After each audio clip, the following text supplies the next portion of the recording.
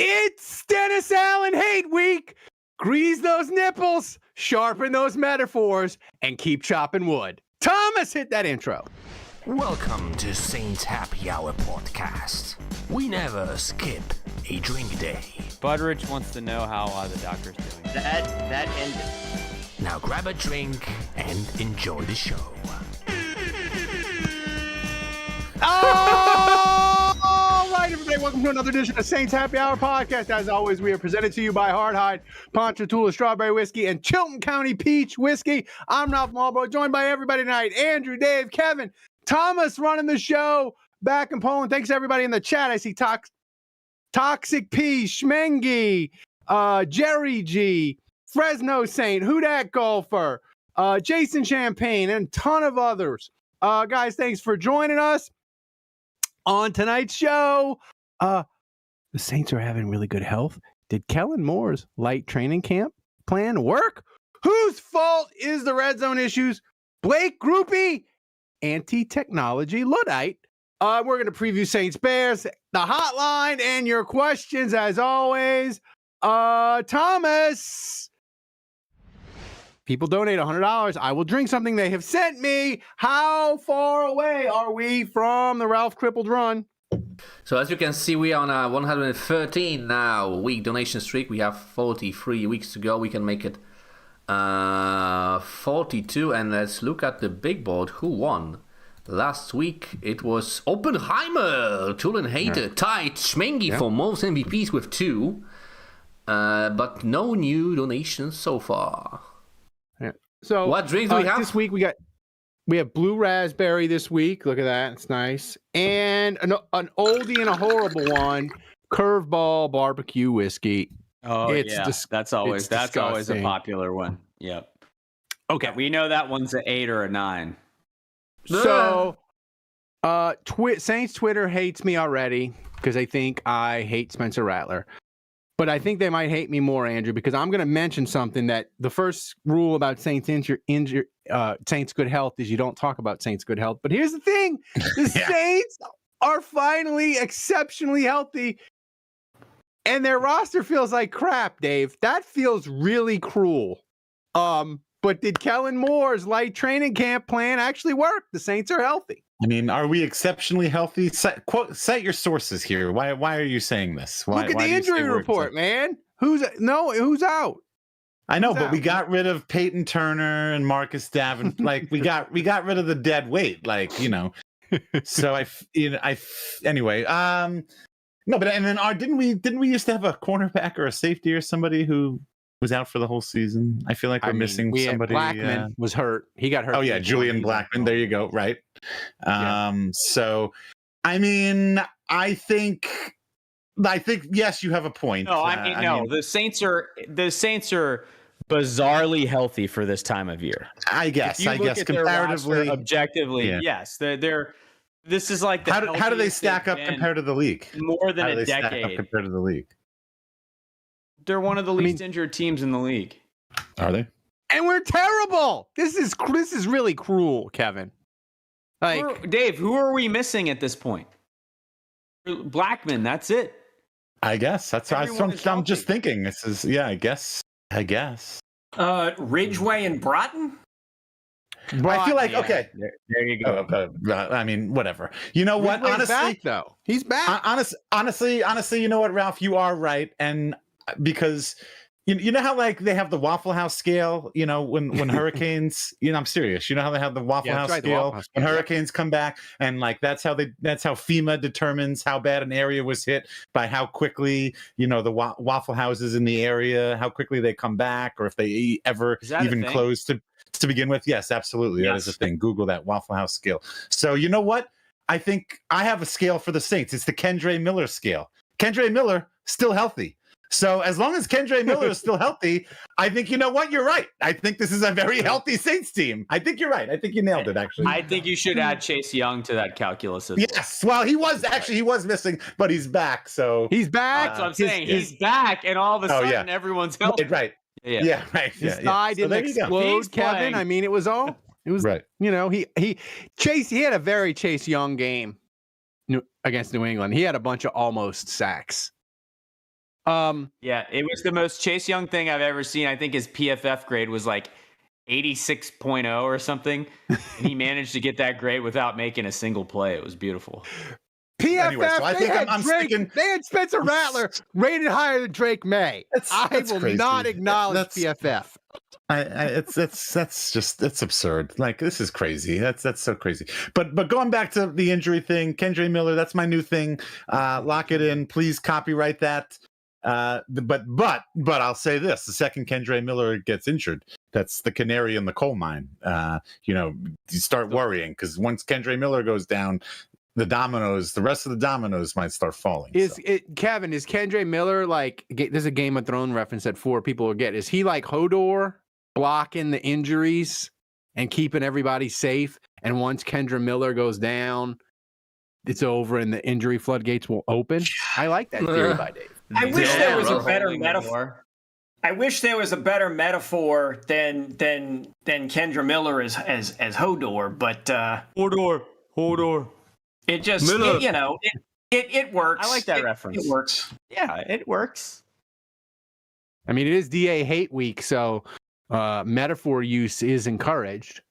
How would you define that? What is a metaphor anyway?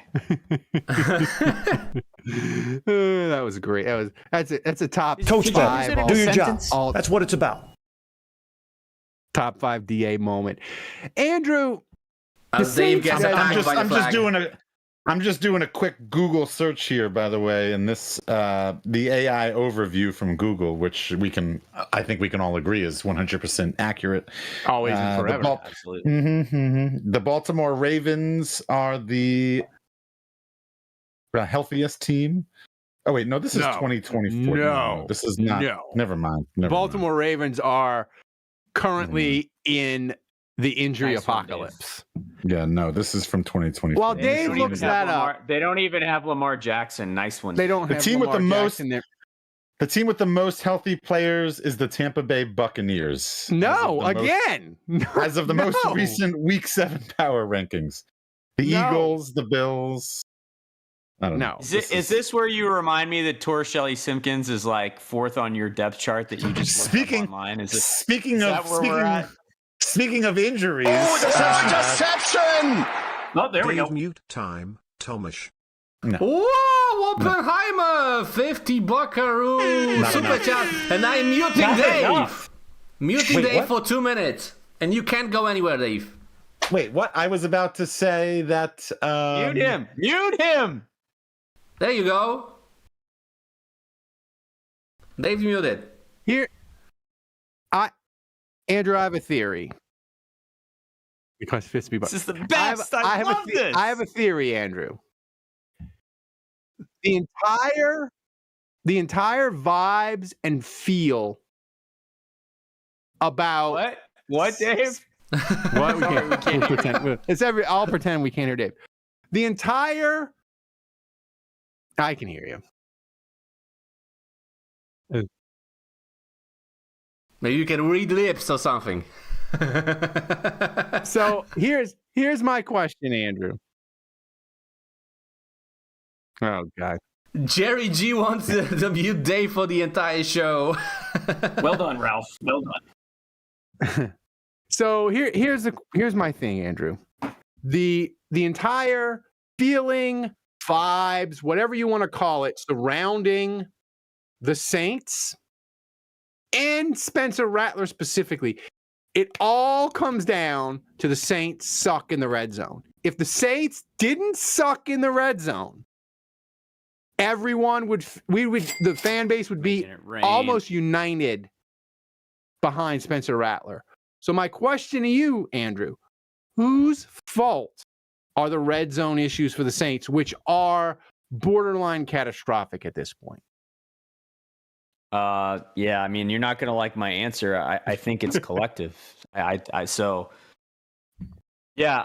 mean, it's the combination of not really having a playmaker. And, honestly, if you were to ask me who would I blame for that, I mean, Mickey Loomis maybe, right? Like the front office.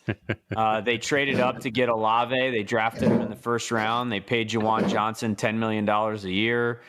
They still have Alvin Kamara, who's getting longer in the tooth.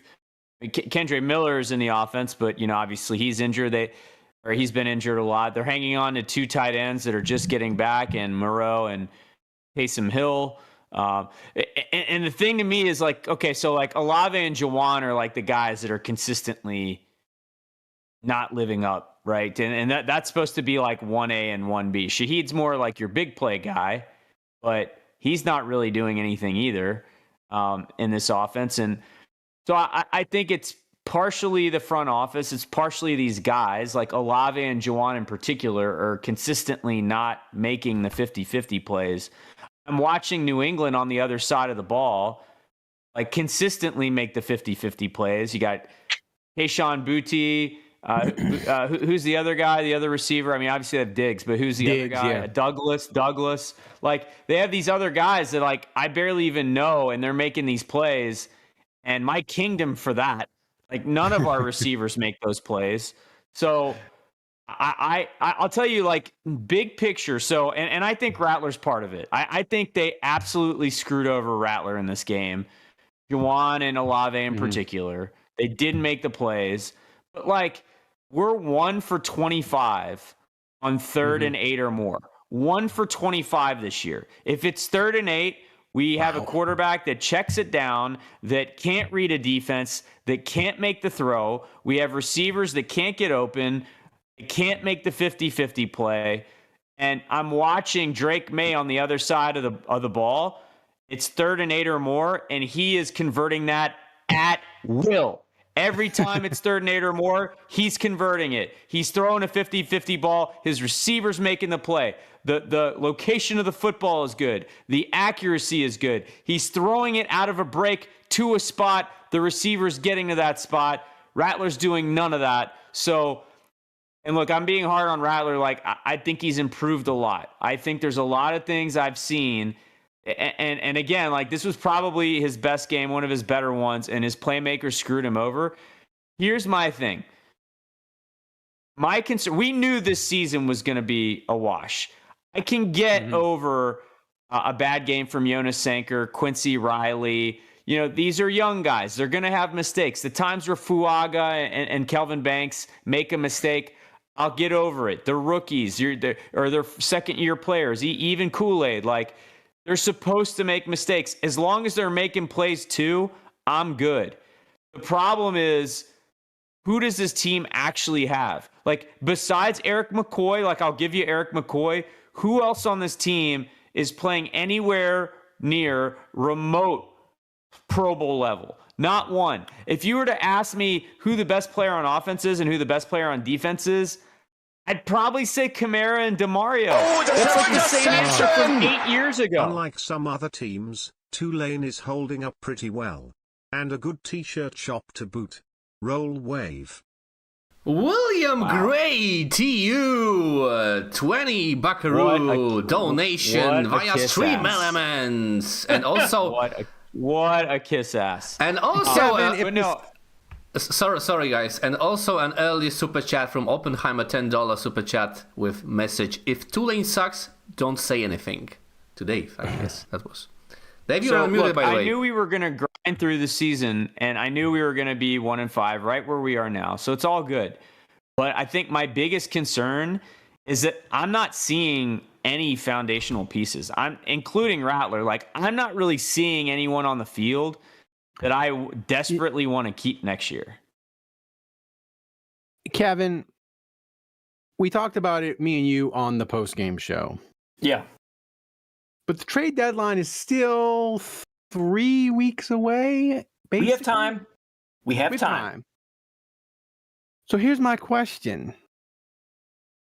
Can Olave and Shaheed make the case for themselves to stay?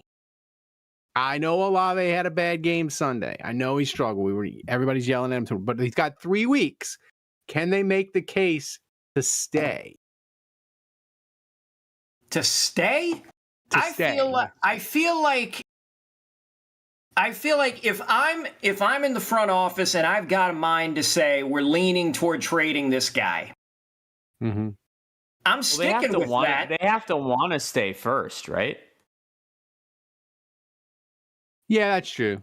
Okay. I mean, they're both in a contract year, so I'm just like, if they've both, I'm going to test free agency, and let's say they refused an offer, and I don't know that they've been made an offer, but if they were made an offer and they refused it, I think you have to trade both. That's a spicy take. So if both of them come to you as the GM and they say, we want to test free agency, the first thing you're doing is letting it leak to other GMs that you're interested in a trade, or because well, but here, so then you have to be careful that it doesn't come out that they're interested in testing free agency, because then that kills your well, for Shaheed, he's going to be a free agent. Any of your value. He's a free agent in March. Olave's got a year left. The value of these guys are to teams that are going to the playoffs, or have Super Bowl aspirations, have that quote-unquote window for the next couple of years. Like your Chiefs, which may not want them because they demolished the Lions and they don't even have their best player back yet. Yeah, from suspension. You're looking at like maybe your Bills. I would have to really look over the Bills need to fire everybody. Well, what I'm saying is, Grace. It's going to take a real good set of circumstances. You're going to need the right team that looks like they're playoff bound, or is focused on getting to the playoffs, or has a Super Bowl window. Then you got to look at what they can offer you in 2026 and or 2027. Because if somebody comes along and says, we want Olave, but we'll only offer you a third-round pick in 2026, you might have to say no to that. Now, if somebody comes along and says, well, we'll give you a third-rounder this year and a fourth-rounder next year, or we'll give you 2 third-rounders in a row. Yeah, maybe you say yes. I don't know. Olave, Dave, pissed me off. Am I unmuted now? I don't know if we have any listeners left, but am I unmuted to those listeners that might still be with us? All 3 of them.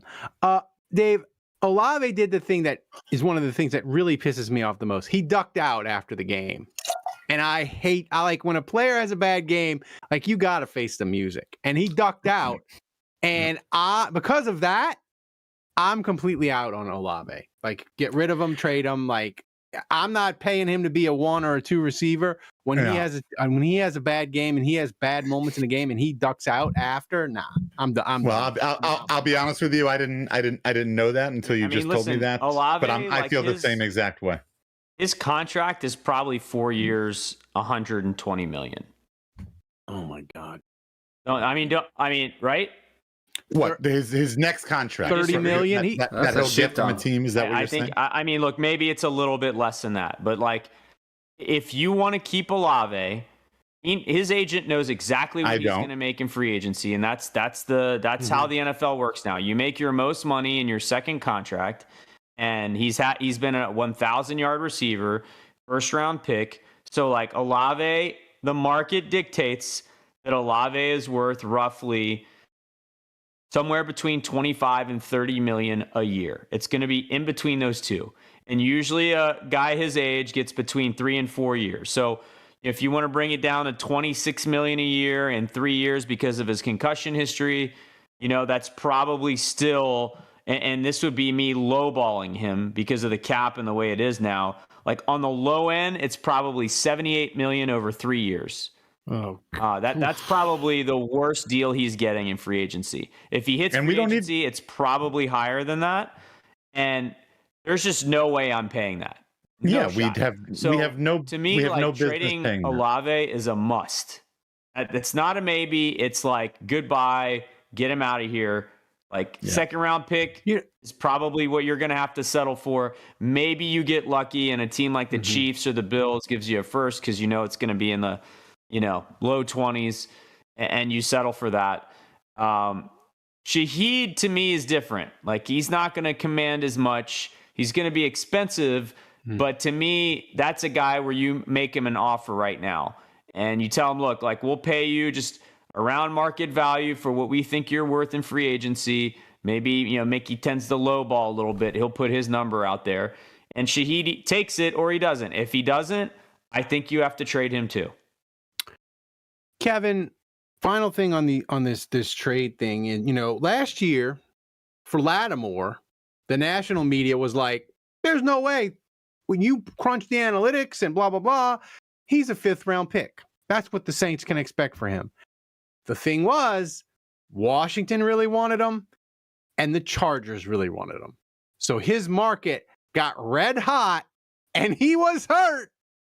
And Mickey got a 3rd and a 4th.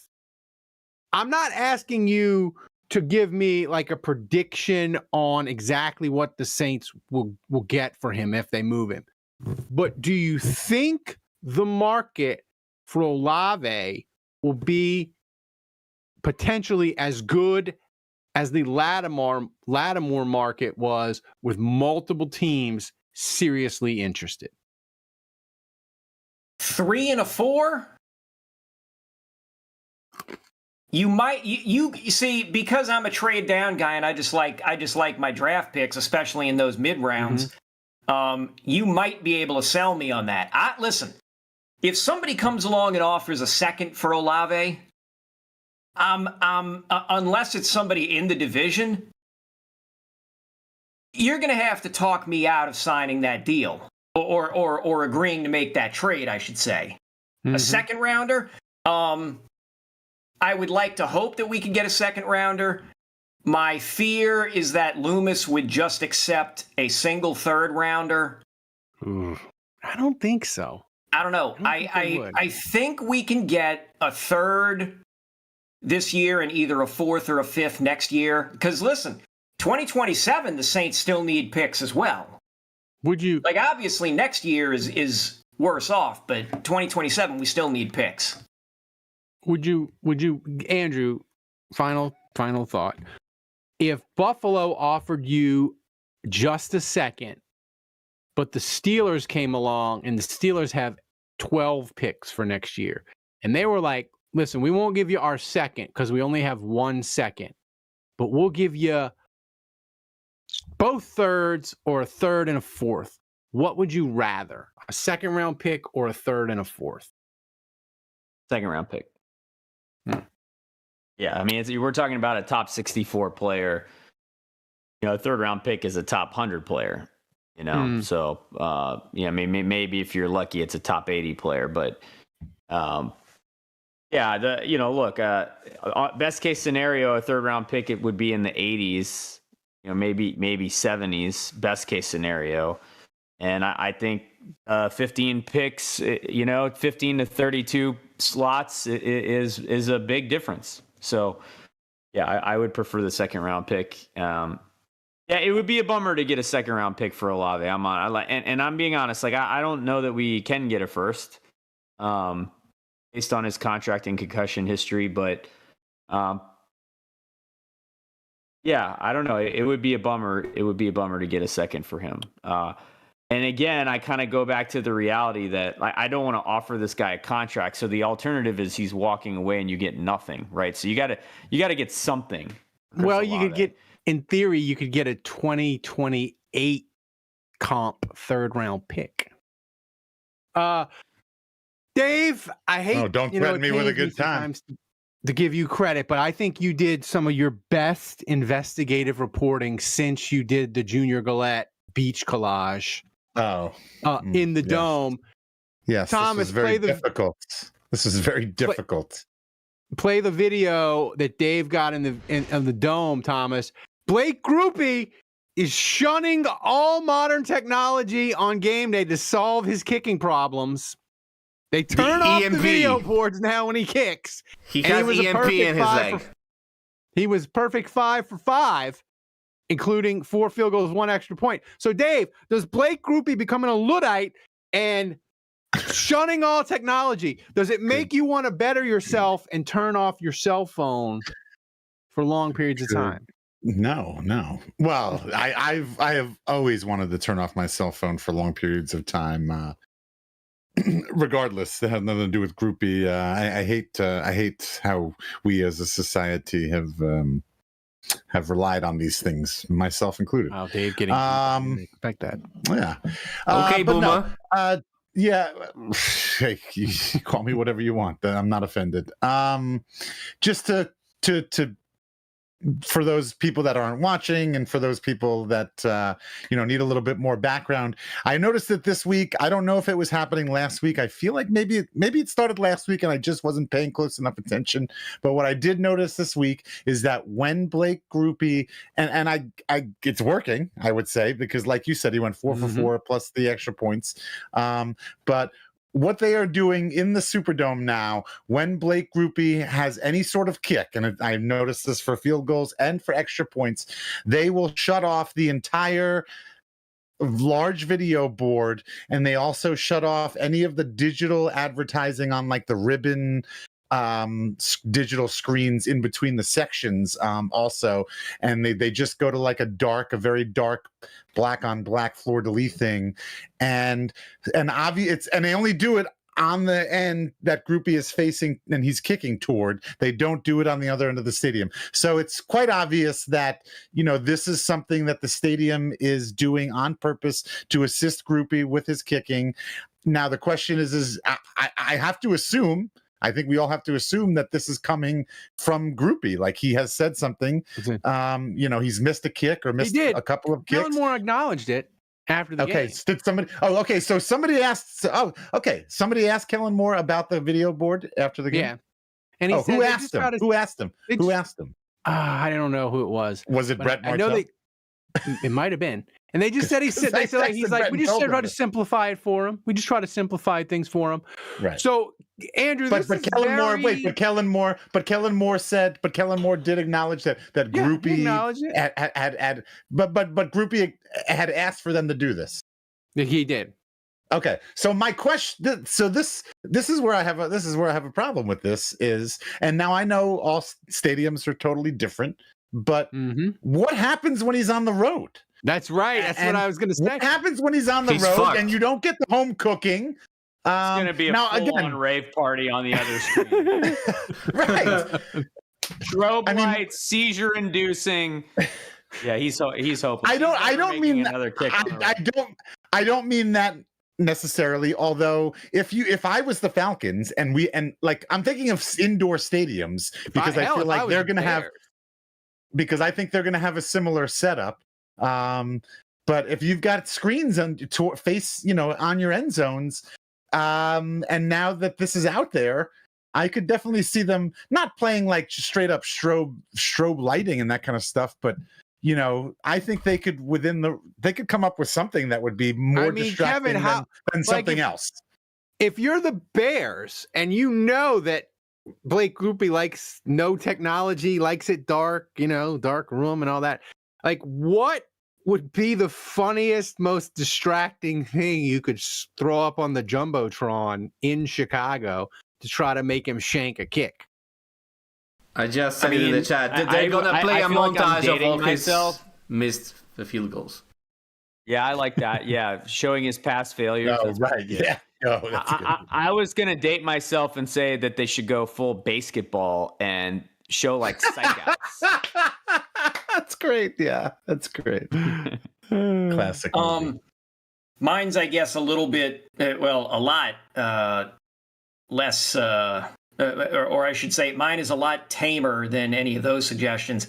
I would say just put up a bunch of the, make a computer-generated wind flag and just show it flapping. Put up like 6 of them on the Tron, and just have them blowing in one direction or another. Like, it's movement on the screen and it's action on the screen. Plus, you're getting him to think psychologically about the wind coming off of Lake Michigan.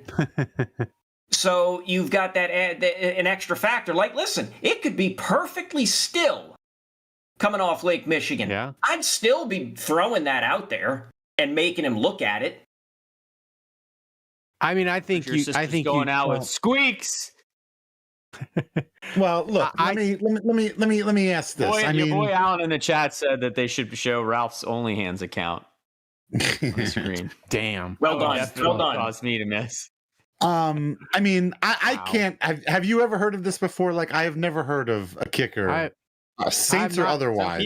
Some people in the chat say that they've seen and heard of this before. I'm with you, Dave. To me, that was the most Sean Payton level pettiness I've ever heard. It was so ridiculous of a move. I can't believe that it worked. He didn't miss a kick. He went 5 for 5. It actually worked. Yeah. So like there might be legs to this. That's right. Like I was gonna go the other way. This is like new. Like every Saints kicker before Groupie didn't have this luxury. So like, what's wrong with Groupie that he needs this ridiculous nuance to be able to make kicks? That's where I was. Mares like I should have thought of that. Well, that's where I was going with this. Like this kind of makes me, I don't know. Maybe I kind of my respect for Groupie, like all other, all the other Saints greats, the Morton Andersons and the John Carneys. Like now, obviously, you know what? Actually, never mind. I take that back because when those guys were kicking, they just had the tiny ass. Yeah, they had the screen tiny, at the top. Like they didn't have to. Honestly, they didn't have to deal with this. They didn't have to deal. But compared to other kickers in the league, I mean, you don't tell me that in Dallas, my God, they've got all kinds of shit going on in Dallas. It's like a fucking fun house in Jerry's world. But Alfred is doing great. Groupe's mom spoke to the stadium. Yeah, his mom. His mom called.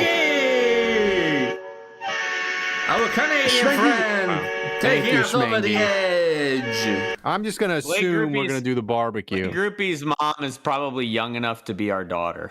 Schmengi kind of brings up a good, kind of just, he's summing up my point, and that's just kind of like, I don't know, is this whole thing, is Groupie a bitch for this? Like, that's my point. Like, is he just no. Hang on a second. That's is Groupie, but again, if it works, then let's do it. Then I'm all for it.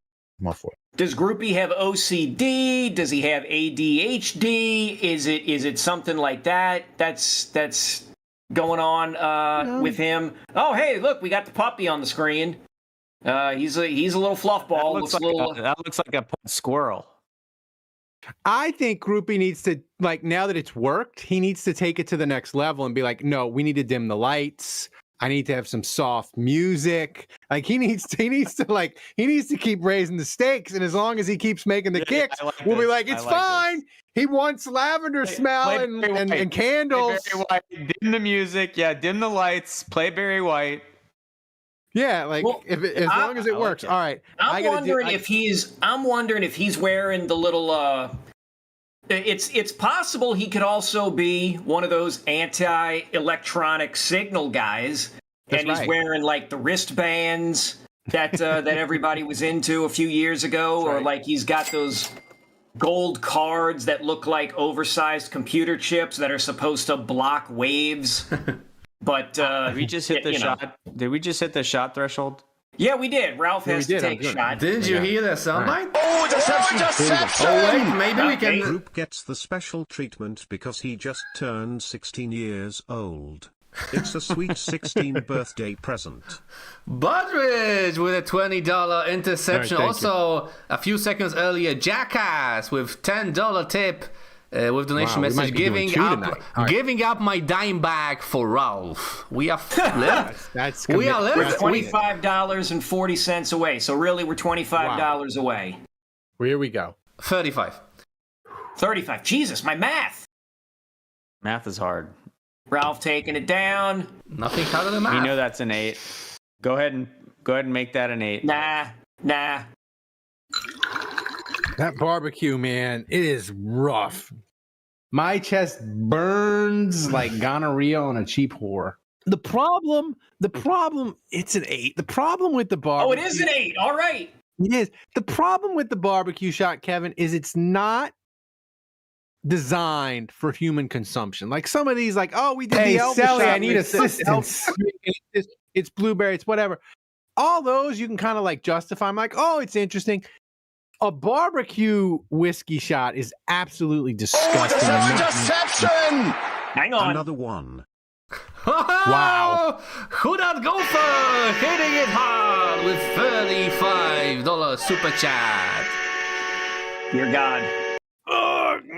Gee, this is tight. By the way, guys, use you're trying to open exclamation it. You're having point trouble. donate Yeah, in I'm the trying to chat. Show it on the Do camera. we You're need- trying to open it. Well, Do we need Selly's bad hand to open this? I mean, That grip strength. Sally, I You need- got to hit that grip strength. usually, like before the show, Kevin, I just like twist it, like start it to open it just a touch to make it easier. Tonight, tease. I forgot. And I had to. The struggle is real. You're not kidding, Dave. What is here we this? go. 99 This Luff balloons? 99 blue raspberry. Okay.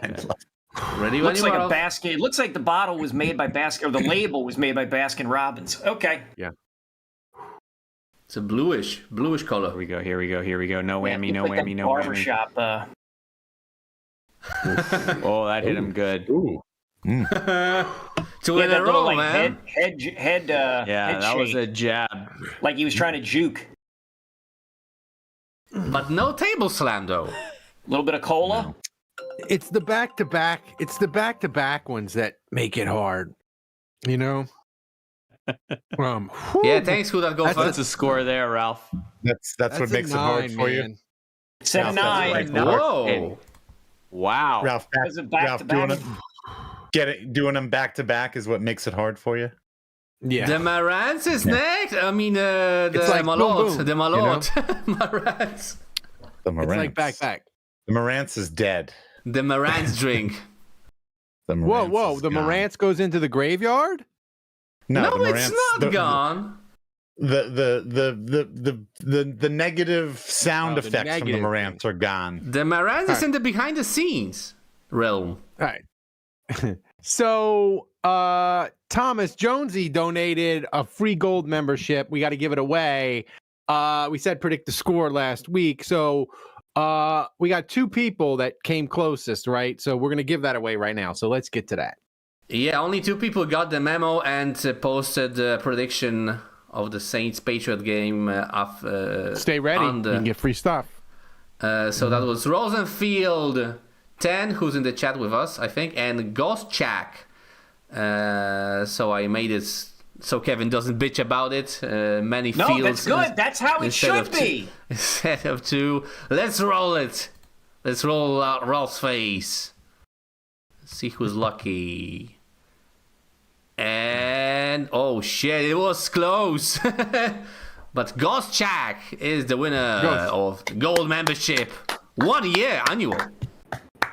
Go chat. Find me on Twitter or email us at saintshappyhour@gmail.com and we'll set you up with a free membership. Congratulations.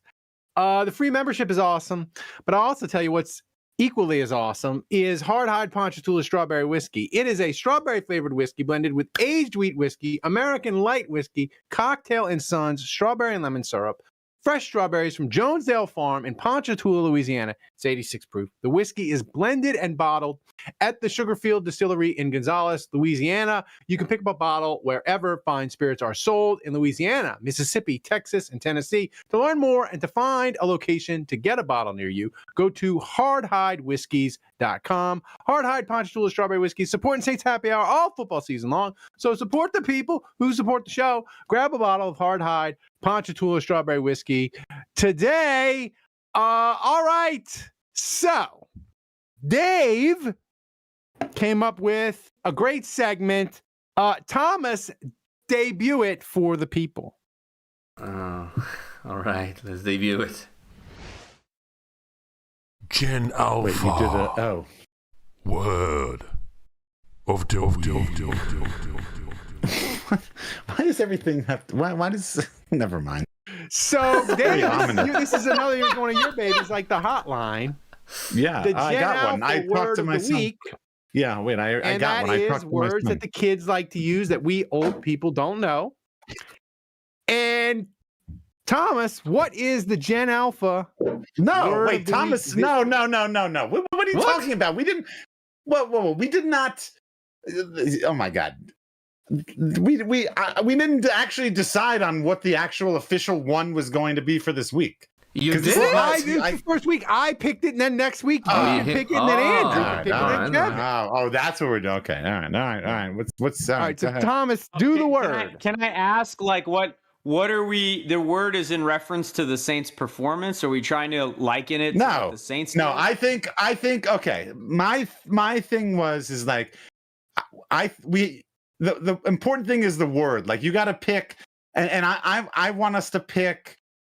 I want us to pick the most current recent words that are out there. Like, don't come at me with the one you said on the text. That was 6-7. 20. You don't. Yeah, that's outdated. Yo, that is so like 2023. This word, I've heard my son use this. Okay. Okay. All right. So Oppenheimer said time for another Dave mute. So get ready, Dave. This game is chopped. Okay, that's a good one. You're blowing them. Don't waste them. Tell him the word, Thomas. I don't know how to read it even, man. You tell them. Chugi. Oh my God. Is Chugi. Chugi. Okay. All right. That's a little old, but I got to admit, I work at a school. I don't know what this is. Yeah. So go ahead. This is a good one. Good job, Ralph. I coach a high school team. I don't know what this is. So, Chugi is slang term, describes something or someone as being out of style, unfashionable, or trying too hard to be trendy. That Brandon Staley 3-4 defense is feeling a little Chugi. To me, that's if you want to connect it to the Saints. There you go. I'm just saying. That's pretty good. You have to use it in a Saints sentence. You have to use it. That's it. Every word. I picked the word, so I have to use it in a Saints sentence. I just did it. Right. Dave, next week you can pick the Gen Alpha word of the week. We are so old. I already got mine. So old. Good. No, we're not. We're trying to. This is how we stay current. I'm trying to say cool. That's right. That's right. But for crying out loud, regular segment name of the week. Sorry, Ralph. I didn't know that was Dave's idea. But I thought it was the idea. Oh, yeah, it's always like, when there's a segment, it's like, of the week. It has to be of the week. Yeah. But for crying out loud, Thomas, would it kill you to come up with some sort, like a peppy intros? Maybe like, word of the week. Yeah, instead of word of the week or this, I'm gonna blow your brains out. Yeah, blah, explosion. Blah. I guess I'm definitely you can record another intro song if you want, man. Like, why is that quality so terrible? It does not sound like that on my phone. I have to go to the Ian Book Vault. It sounds like the voice on the Mortal Kombat arcade machine. I know everything. Or rapper son to do us it's time for the Mickey Loomis bracket, the worst decisions. Everything is so ominous. Hey, like, that was AI, man. Come on, man. It wasn't like that. Yeah, it was distinguished, man. This is the fake robots news. can only do what you tell them to do. The robots only do what you tell them to do, man. The robots. You could, Thomas, you could mix in like a metal one where it's like, Gen Alpha, word of the week. Something. Spice it up. Spice it up. Let's go. My God. All right, anyway, so we're done here. The hotline this week. That was good, though. It was quick, though. It's just meant to be quick. We don't need to be here all day. The hotline this week. You call that quick? All right. 6 calls. Yes. The uncensored hotline, by the way, 6 minutes long. A caller can't say anyone's name right. Did I call drunk after the game? A long call from Jason Champagne, Justin J. And most important of all, we played the Patriots, so you can guess which legendary cousin called in. Yes! Thomas, play the hotline. Yes! It's time for this week's hottest takes from the Saints Happy Hour Hotline. I think it's time for the Saints to have a garage sale. Time to put Olave out there on the open market, Juwan Johnson, and while you're at it, Chase Daniel, because he didn't make one bit of difference on a pass rush today. It's sad. This team is almost good. The problem in the NFL is that you can't be almost and be good enough. We knew that's what this season would be about, so I can't say I'm devastated. I can't say I'm pissed off. I don't like losing, but I expected it. But in the NFL, close doesn't cut it. To quote Jim Moore, close don't mean shit. Champagne out. Hello, boys. You didn't think you'd get away with the whole year without me, did you? It's your cousin from Boston. How about them Patriots? And Drake May. Drake May kick your ass on the field. He's a wild beater. Woo! Let me tell you something. The New Orleans Saints, their theme for this year is, with the second pick in the 2026 draft, it ain't going to be the fast because the Jets are terrible. Listen, your boys put up a pretty good fight. Your kid Spencer Rattler, he's better than what people are saying. Your defense, though, is a bunch of Swiss fucking cheese. So, great game, great hospitality. You're a pretty good city, but your team fucking sucks. I'll see you boys in the playoffs when you get tickets to see the Patriots. Ah! The secondary went from like in 22 and 23, Underhill writing articles about how this is the strongest secondary in the league, blah, blah, blah. All this fucking bullshit to being a fucking travesty, a crime against football humanity. We're out there just getting fucking cooked. Don't want to quit on Olave, but I have like last year, and he ain't got no more brain damage, but he ain't got no brains left, so now he can't pick up a fucking ball and keep it. And Jawan Johnson, man, send that motherfucker to Arby's or some shit. I'm fucking unemployment line. We're going to win maybe 4 games. Let's try and get some picks so we can take another fucking guard in the first round. You know what I mean? At least we're competitive, right? Do that. This is the plan. Be competitive and fucking lose. Let's get that top 3 draft pick. Let's draft a fucking lineman again. Or, hey, trade back in later. Get a fucking no-name goddamn pass rusher like we always do. Be competitive and lose. Let's go.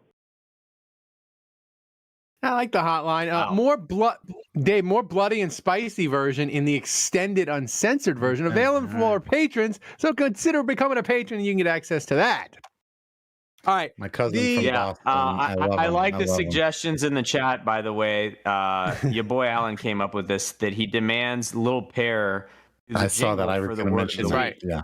I will. I will. Said he would pay. He would sponsor that. So. No. Well. Yeah. Oh. You got to give the people. You got to give the people what they want. That's right. I will have this conversation with Lil Pear tonight, and we'll. Did anyone catch the Chase? I feel like he thing? should write a new song for this, Dave, and the new song should have a bunch of the words as the lyrics. Oh yeah. Right. Okay. All right. We'll talk about it. We'll see what we can come up with. And he can use a bunch of alpha gen words and make fun of a bunch of old white guys, being us. So the Saints Happy Hour viewer questions are brought to you by Hard Hide, Ponchatoula Strawberry Whiskey, and Chilton County Peach Whiskey. You can pick up a bottle wherever fine spirits are sold in Louisiana, Mississippi, Texas, and Tennessee. To learn more and to find a location to get a bottle near you, go to www.hardhidewhiskies.com. Thomas, play Take It to the Top. All right, playing Take It to the Top. By the way, did anyone catch the Chase Daniel mispronounced? Yes. The hotline Chase Daniel. I did not. Thomas, Chase Daniel. What's first up in the mailbag, Thomas? All right, so surprisingly, we didn't get that many questions this week. Boo. So Do better, people. Post your questions in the chat. I'll be taking one from the chat tonight. First question from Saints Rabbit. And he asks, if Viagra is meant to get it up, what do the Saints need to get it in to the end zone? Wrong answers only. A slip and slide. That's pretty good. I think maybe they need to go full groupie and like dim the lights, lavender, have like a female voice as the PA announcer when they get to the red zone, have like a nice British woman voice, be like, we are entering the red zone. Like calm everybody's nerves. That's what a Jet 2 holiday. You are listening to Blog Talk Radio. If you desire to speak first, please press 2 at any time. There you go. That's even better. You are now in the host queue. Hello. Blake Groupie's never missing a kick again with that. That's right. Thomas, what's next? All right. Oh, wait, let me switch some things up. Next question from Dan Checo, and he asks, that was a quick question, who is the worst Saints tight end one of the 2000s? Fleener, Cook, or the Arby's guy, Johnson? That's funny. I wanted to make my joke here. And I think it's got to be Fleener. No, it's apropos now. Saints tight ends and late game drops and fumbles. Name a more iconic duo. I really feel like we have been cursed with just earlier this season, Juwan Johnson. No, you know why? Because there was a play. That's right. And now I'm remembering this. There was a play in this game where the Patriots. Oh, it was the I think it was the last touchdown. The Patriots guy made a great catch, even while Kool-Aid McKinstry was draped all over him, and he still made that catch in the end zone. You remember that? You know what a catch I'm talking about?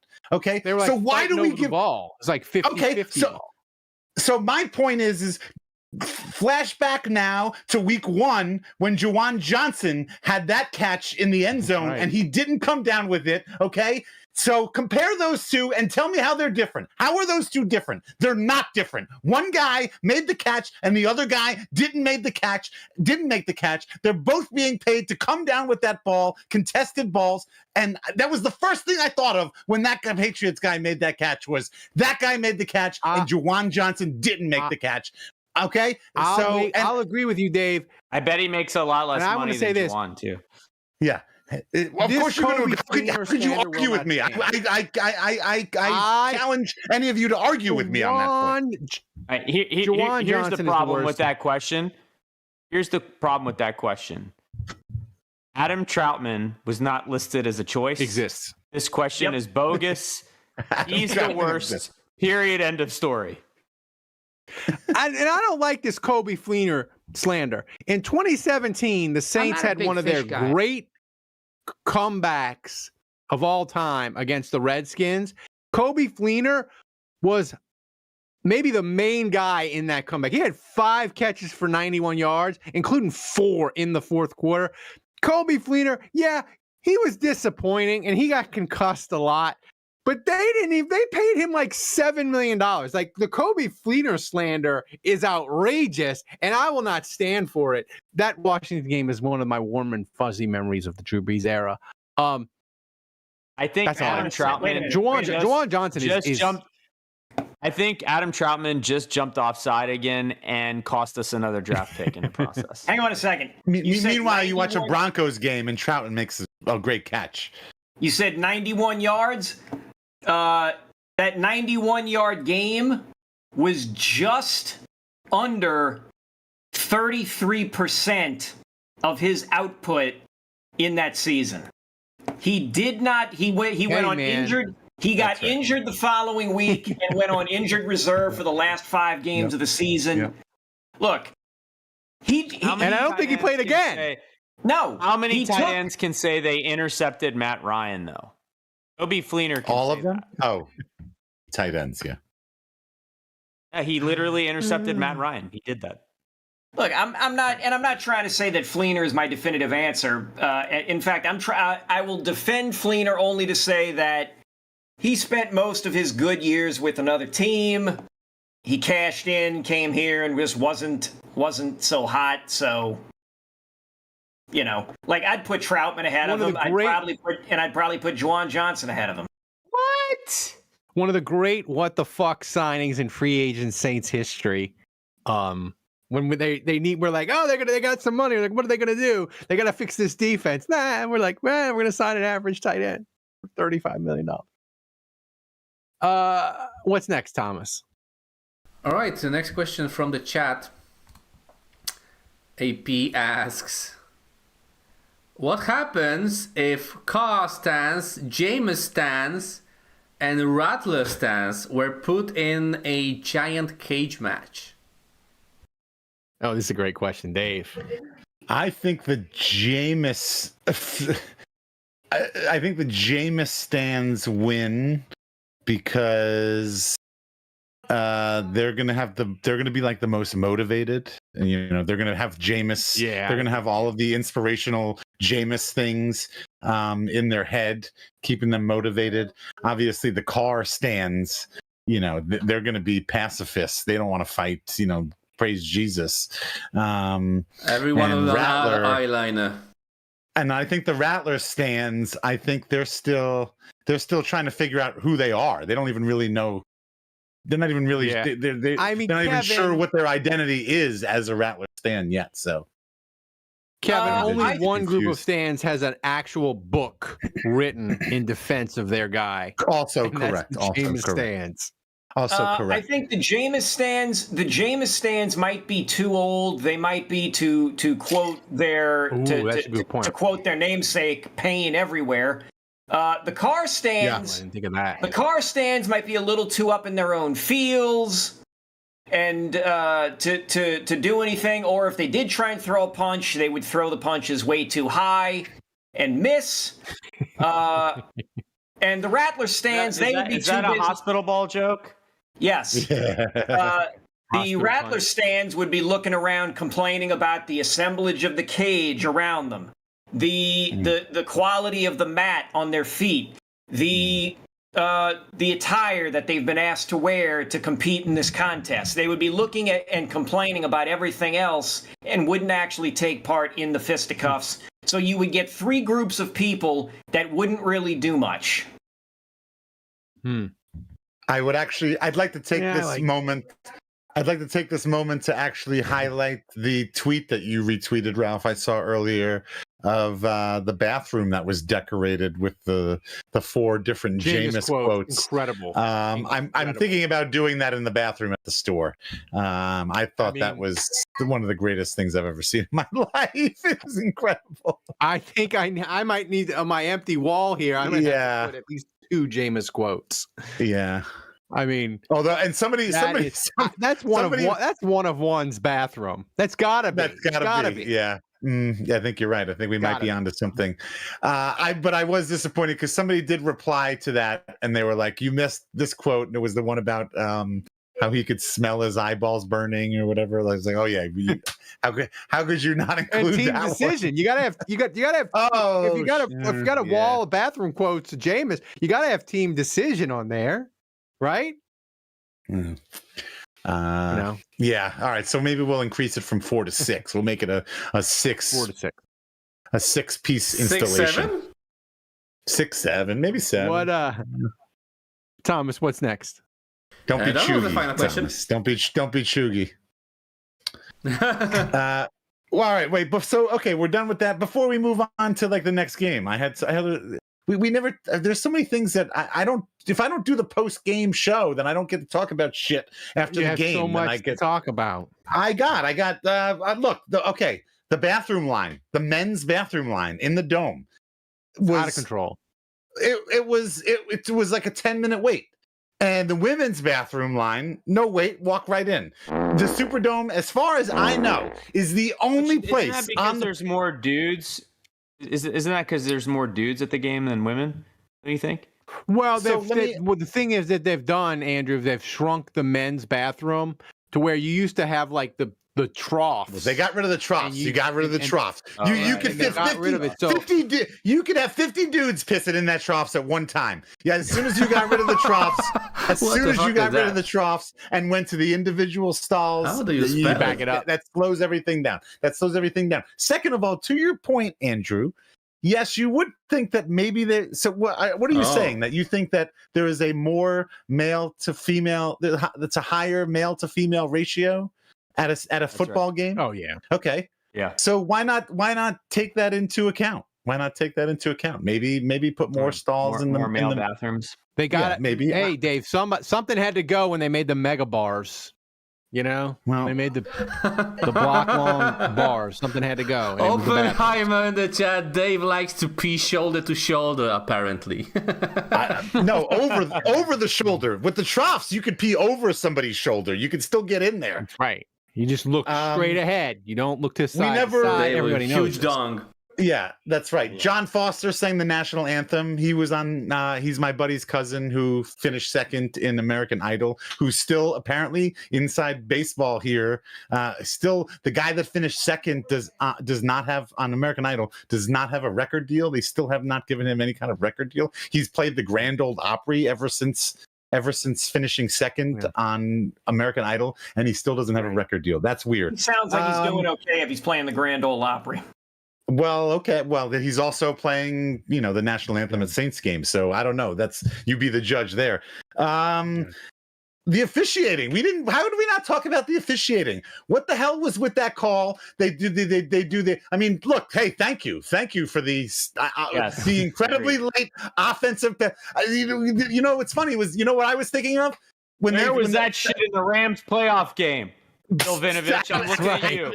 Yes, that was directly out of my mouth. Like the team was celebrating. The Patriots were in the corner of the end zone celebrating and heading back to the sidelines. And I saw the guy with my own eyes then pull out the flag, and I said, "Well, that's a late flag. What the hell is going on?" That's the latest flag I've ever seen. And then look, hey, also, but like two wrongs don't make a right. Like the next call, but we didn't even touch the guy, and they threw the flag in an obvious makeup call immediately after. The officiating in this game was totally suspicious and needlessly aggressive. It was very bizarre, very bizarre. It had a good 15 minutes where it was a complete ref show. That was crazy. That was absolutely crazy. I thought that had to be mentioned. Okay, let's go back to us versus them, because here we go. And this is for Skooks. This is specifically for Skooks. Skooks, I hope you are freaking listening. It annoyed me because in us versus them, they took a shot at the New Orleans Sewage and Water Board. They had famous leaks or something like that. And it was, and it was Deflategate for the Patriots.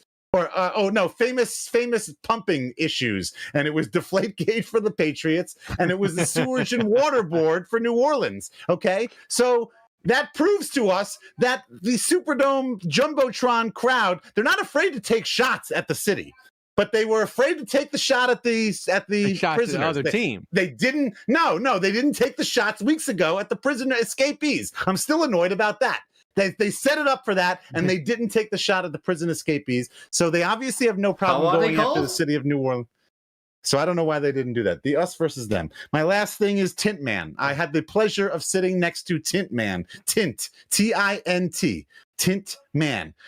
He is apparently the new Saints superfan. You've never heard of him. I had never heard. This is ridiculously aggressive. If you haven't seen the pictures of this dude, the Saints are 1-5.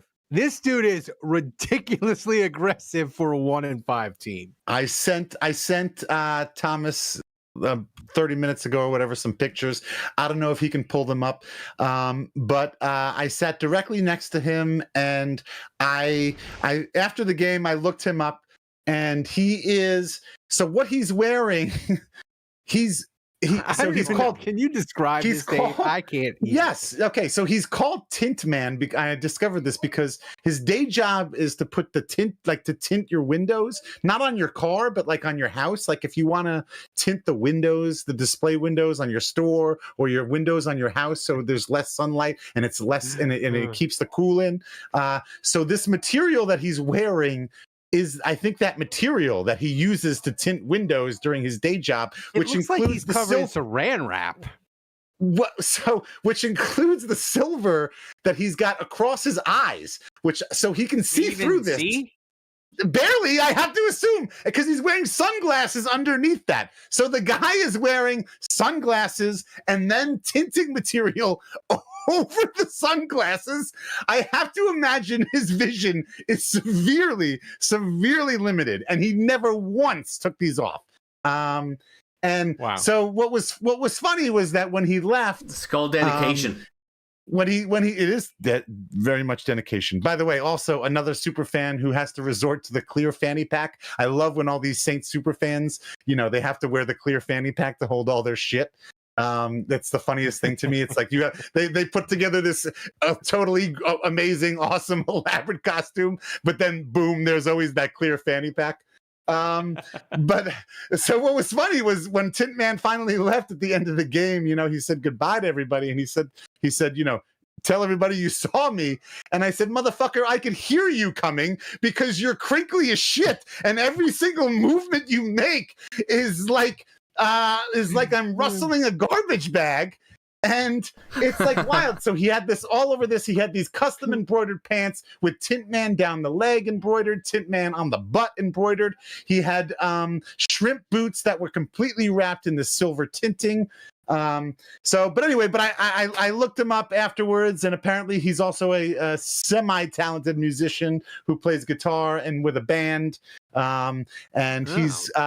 He's got some songs. He has a video on maybe Facebook he can do an intro for the segment, of the week. Maybe he can. Maybe Thomas, write that down. He's an off-season guest. We need a book. He's got a song about. I saw on Facebook. He's got or on Instagram. He's got a song about coastal erosion and what we need to do about coastal erosion. He's got a song. He sang a song live on Bourbon Street about to dedicate it to the victims of Hurricane Katrina. So he's a good steward of our community, and God bless TINT Man. There it is. I don't know why he felt like he needed to have his name embroidered on his ass, but there it is. No, he definitely did. That's the topper. If you haven't heard of him before, now you have. All right, so here we go. The Saints, it's week 7. They are playing the Chicago Bears. The Bears are a 5.5-point favorite. Thomas, DA Hate Week. Let's review last week. Everybody was wrong except for Dave. Yeah, yes, only Dave. But then I lost 2 points because Taysom sucked. God damn. Yeah, and Taysom had one run. One rush for a touchdown. That was it. 1 yard rush. That's a shame. And Ralph, third straight week won the fantasy part of the game. Ralph's making a comeback, guys. Yeah, thanks. I take it all back, Thomas. You are a great arbiter and fair and balanced and all that. Your rules. No, I'm not going to be in last place. Ralph is still going to. Oh, yes, I am. So yeah, I got to go to the bathroom. So either hurry this along, or you got to wait till I come back. The Bears looked okay on Monday night. Dennis you have chosen week. You have chosen wait. Here's the thing. I don't know. Obviously, the best outcome is the Saints win. Kendra Miller runs for $125 and just shoves it in Dennis Allen's face. Like, that's the dream outcome. But I feel like the Saints, they're not a good team. And they played really hard. They've been competitive in most of these games. They're 1-5, but 5 of the 6 have been really enjoyable, competitive games from start to finish. But when you're a bad team like the Saints, even when you play this way, you're going to have like one clunker every month. And I just feel like the Saints are due for a clunker. And I just feel like this is going to be this disgusting game where like Rattler's playing terrible, the Bears defense is playing great, and like the Bears are getting turnovers and fumbles and high-fiving with Dennis Allen, and his nipples are just out there like in the breeze, and it's just going to be gross, and the Saints are going to look terrible. So that's my prediction. I just think today this is going to be bad. Bears 34, Saints 17. All bad, start to finish, just a mess. And I think it's going to be Spencer Rattler's. He's going to look like 2024 Spencer Rattler. He's going to have one of them 3-sack, 1 interception, 2 fumble games. It's going to be gross. But Taysom is going to run for a touchdown pass, as Kevin would say. and catch one, and he's going to be player of the game, and that'll be slightly fun and amusing, but it'll all happen in garbage time. Saints are going to get their head kicked. Shit. Well, good luck with that, Ralph, because that was my line of. And that got me -2 points, unfortunately. And to be honest with you, I feel like I should get some sort of bonus for being the only person to pick the Saints to lose and be accurate. But that's neither here nor there. I'll go now. Yeah, it's your turn, to Dave. the bathroom. Yeah. And well, it was my turn earlier, but I gave it up to Ralph. You selected wait. You selected you have chosen. You have chosen wait. All right. Yeah, this is Dennis. Look, Dennis Allen. I know he's not like a really fiery guy, but as much as he is, what his nipples are, as much as he could possibly muster, he wants to beat the shit out of the Saints for this game, and he definitely wants. He's got it. He wants to give that guac, and he wants just to blame make sure someone that DA guac just 'cause. is all over the Saints. And Kellen Moore, while I think he's got some promise, he's still the newbie, he's still the rookie coach, and I think that Dennis Allen and Ben Johnson, and also this is a Ben Johnson Kellen Moore thing. This is also like a matchup of the two new young head coaches. Yes, right. But no, I think that I think Chicago wins this. It's in Chicago. I think it could be close, but I don't think it's going to be that close. No, I don't think it's going to be that close. I watched a good bit of the Chicago game last night. The Swift looked pretty darn good. Caleb Williams. I mean, look, they're on a 3-game winning streak. They started 0-3, and they've won their last 3 games. They're kind of hot. So I'm gonna go Bears. I'm with Ralph here. Bears, and I think I picked. What did I have? Put it up on the screen there. I think I have the Bears at 28. Yep, and the Saints at 24. I don't think it'll be that as close. I think if you're watching the game, it won't really feel that close. Garbage time. Yeah, and I'm running. Yeah, and I'm running out of options here. I could have gone. Thomas said I could double team on Olave, but I'm going to go with somebody I haven't picked. I'm going to go with Juwan Johnson. He's going to redeem himself. Oh my God. Yeah, he's going to want to redeem himself. You picked him already, man. In second week. I sent you the list. Doubling down. I sent you the list. Juwan Johnson. Hold on. You did send me the list, correct? But I was quite confused by this whole thing that you sent me. You sent me Groupie 7. You sent me Johnson Juwan 15.9 plus 1. Vele 0. Dave, -2. last season you also didn't get it. Like, all that matters is the names. What the fuck, man? How do you not know what that means? He also complained about it last season, man. Same situation. And you made fun of it. Nowhere previous to this does he say, here is the list of people you pick. He just sends a list of people with random numbers and random other numbers in parentheses, and I was supposed to know that that's the list of people that I picked. Yes. After I say, what about Juwan? I said, now what about Juwan Johnson? And he just sends literally showing you who you picked each week and how they scored the week that you picked them. Well, how about you say the same thing every week? I've never questioned it. Why are you so dumb? Because this is the first time he's ever sent me this list. You guys, you get this list every week? What the fuck is that? I never get a list ever. I don't get that list every week. I've never gotten that list. I feel I got the list All this you gotta week. do is ask for it. I got the list this week, and I knew exactly what it meant. Wow. Yep. Same. All right. Well, who I'm did you deducting think fucking points, man. Well, then you could double the points I got from last week for being the only person to predict the correct winner.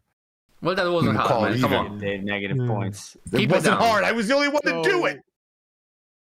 Kevin, you're next. Cut that bitch out. Did he pick it? Did he pick a guy or not? He didn't pick a guy, man. Oh, that's great. Okay. So who I did you didn't. pick? Then I'm Kendra Miller. I'm picking Kendra Miller then. Oh my God, Kendra Miller. All right. Okay, he's taking Kendra Miller. Kendra. Okay, so this was a slight. Yesterday, we get the text from Ralph saying, "Hey, remember to send Tomas your prediction and your player and all that." And I immediately went to Tomas and was like, "You know what? I think I'm gonna take the Bears." The Bears. But after that Monday Night Football game and just seeing how Justin Fields just keeps getting flustered, whether they keep him in or they put in that Bajan guy. Caleb Williams. Justin Fields plays for the Jets. Yep. Right, him too. Sorry. Caleb Williams getting flustered. Wow, you pulled a Dave there. Or Tyson Bajan. I remember Tyson Bajan, but somehow I'm forgetting Caleb Williams. I don't know what the hell's wrong with me. Wasn't it Tyson Badgett? Okay. No, Badgett, whatever. I think it's Bajan. Pageant, whatever. Cajun's hands. I thought to myself, you know what? The quarterback play for the Bears is probably not going to be good next week. I think the DA hate week and the DA get back game is real. I think DA is going to, is going to be struggling, going from taco shop to taco shop, looking for extra guac when this thing is all said and done. I'm taking the Saints, and I messaged Tomas at 1 a.m. my time, 1 a.m. Central. Saints 24, Bears 20. Wow. I think the Saints defense will ultimately have a big play to ice the game, the defense of all things. So I'm saying 24-20, and my player of the game, since I can't take Taysom Hill anymore, put me down for Blake Groupie, even though he's not going to have his little EMF plates or whatever screwed on around the stadium. Maybe he'll wear enough of them under his socks or under his jersey that he'll still be okay. It's ridiculous. Erroneous. All right, Andrew, you're up. I wish that I had the faith you do, Kevin. Honestly, I think all of you are having way too much faith in this offense. I think they're going to go into Chicago. They're going to lay an egg offensively. It's going to be really hard to pick a player of the game. There's not going to be a whole lot of stats. There's not going to be like, yeah, this guy had a great fantasy game because he did this and that. What will happen? So Saints are going to lose. They're going to lose bad, 27-10. Bears take care of business. After the game, there's going to be so little stats. I'm picking Chase Young as my player of the game, and here's what's going to happen. He's going to have 0 tackles. He's going to have 0 sacks. And he's going to have no discernible, real, actual statistic. But I'm going to be begging Thomas the fact that he had a 99 grade on PFF as enough to be, worthy of a fantasy. I love it. Pick me up, and Thomas will reluctantly give me the win with the fantasy choice because he'll be like, yeah, he did have 48 pressures and 17 quarterback hits, even though if he he has wasn't 95 able to plus produce on an PFF, actual statistic. If he has 95 plus on PFF, I'll give you 2 points, man. Great. Yeah. I think what's going to happen is he's going to have a great game, but he's going to have real stats, and Thomas is going to penalize you because he's going to say, you said he wouldn't have any stats. He had 2.5 sacks and 4 tackles. That's -4. That's like the most Thomas thing ever. It's going to be a bad week, but we're here to help you out. I mean, sounds like premeditated collusion to me, but whatever. I mean, do you speak bad about you just lost 2 more points, Dave, using words like collusion and stuff. I don't know what's the Polish word for collusion, Thomas. I don't know even. I'm gonna mute you again, Dave. You can't. Somebody's got to donate $50 for that. Thomas, I can let's do whatever I review. want, man. I have the power. I'm the admin of the server. Recap the MVP winner. And remember, we love all you guys. Collusion in Polish is the MVP. ZMOWA. Zmowa. What? Zmowa? Yeah, that's collusion in Polish. All right. ZMOWA. That makes sense, right? Mova. Sometimes it's hard to find a word in Polish. This podcast is nearly Zmova. Zmova.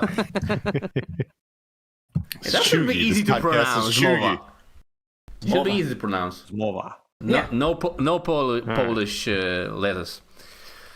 All right, so as you can see now, we are on a 114-week donation streak. 42 weeks to go.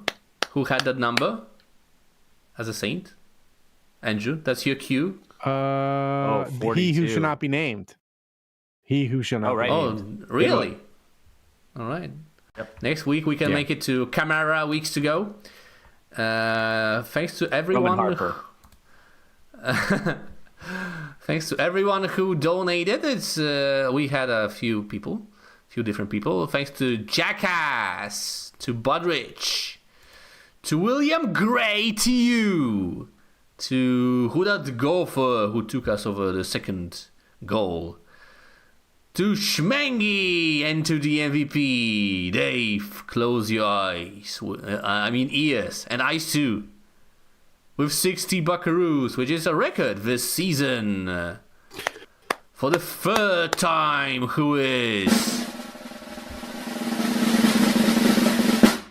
the one and only Tulane hater, Oppenheimer.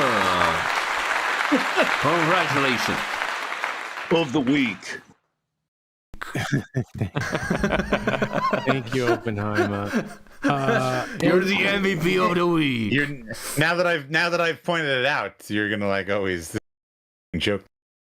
Thomas's deep, his serious voice. I want you to get into thanks to a deep sleep. Thanks to Toxic P over my left shoulder, he sent me a Happy Days Ralph Mouth glass. Way down. Thank you, Toxic. Way down. Deeper and Thank deeper.